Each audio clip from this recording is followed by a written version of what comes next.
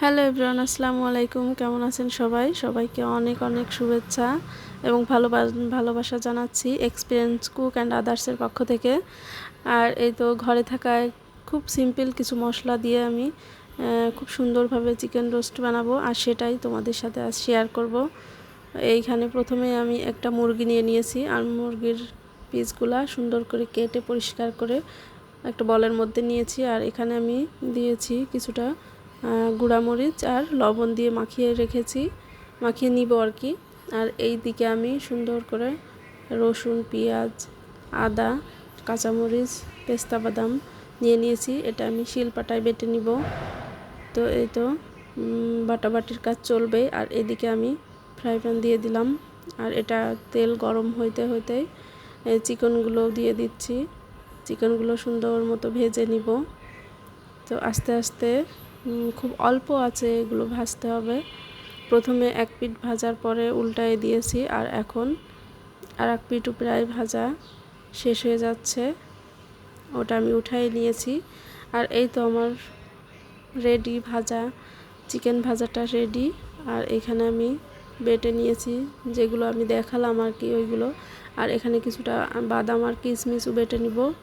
আর এই যে বেটে রাখা পেস্তা বাদাম, পেঁয়াজ, আদা, রসুন সব একসাথে মিক্স করে নিয়ে এখন আমি একদম রান্নায় চলে যাব।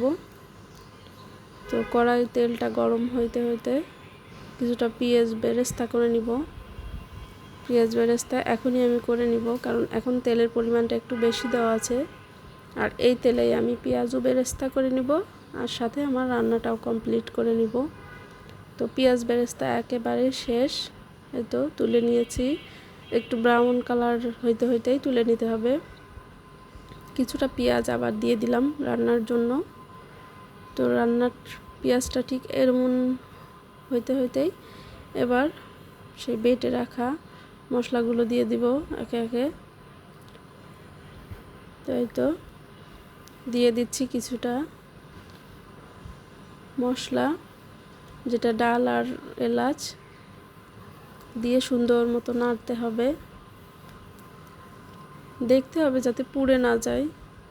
আর এই মুহূর্তে আমি দিয়ে দিলাম সেই বেটে রাখা পেস্তা বাদাম, কিশমিশ এবং কিছুটা ওর ভিতরে দুধও আছে, গুঁড়া দুধ মিক্সড করা।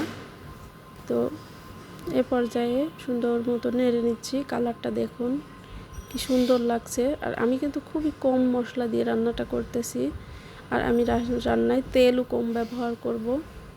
আর এ পর্যায়ে দিয়ে দিচ্ছি চিকেন রোস্টের যে মশলাটা, সেটা পরিমাণ মতো দিয়ে দিচ্ছি। এখানে আপনি আপনার চিকেন অনুযায়ী মশলাটা দিতে পারবেন, যে যেমন মানে স্বাদ পছন্দ করেন ঠিক ততটুকু পরিমাণ মশলা দিবেন, কারণ এই মশলাটার উপরেই রোস্টের বাসনা নির্ধারিত হয়। মানে ঠিকঠাক একটা স্মেল পেতে হলে এই রোস্টের মশলাটা দিলে খুবই দারুণ একটা স্মেল পাওয়া যায়। আর এ পর্যায়ে কিছু পানি দিয়ে দিচ্ছি, কারণ মশলা ভাজা শেষ। আমি পানি একটু বেশি দিব, কারণ আমার রোস্টের মধ্যে আমি টক দই দিই নাই বা লেবুও দিই নাই, সেক্ষেত্রে আমি একটু পানিটা বেশি দেবো। আর আমি লবণ দিতে ভুলে গিয়েছিলাম, এ পর্যায়ে লবণ দিয়ে দিলাম। আর এখন চিকেন রোস্টগুলো দিয়ে দিচ্ছি, রোস্টের পিসগুলো দেওয়ার পরে একটু নাড়াচাড়া কম করতে হবে, তা না হলে রোস্টের ইয়েগুলো ভেঙে যেতে পারে পিসগুলো। আর এ পর্যায়ে কিছুটা দুধ দিয়ে দিচ্ছি, গুঁড়া দুধ। আমি কিছু দুধ আগে দিয়েছিলাম আর কিছুটা এখন দিলাম। দেখুন কালারটা অনেক সুন্দর আসছে। আর এখন আমি ঠিক আধা ঘন্টার মতো রান্না করে নেব। ফিরছি আধা ঘন্টা পর, রান্নাটা প্রায় হয়ে এসেছে, আর কিছুক্ষণের মধ্যে রান্নাটা শেষ হয়ে যাবে। এখানে দিয়ে দিলাম পরিমাণ মতো একটু চিনি, 1 চা চামচের মতো চিনি, যে যার স্বাদ মতো দিবেন।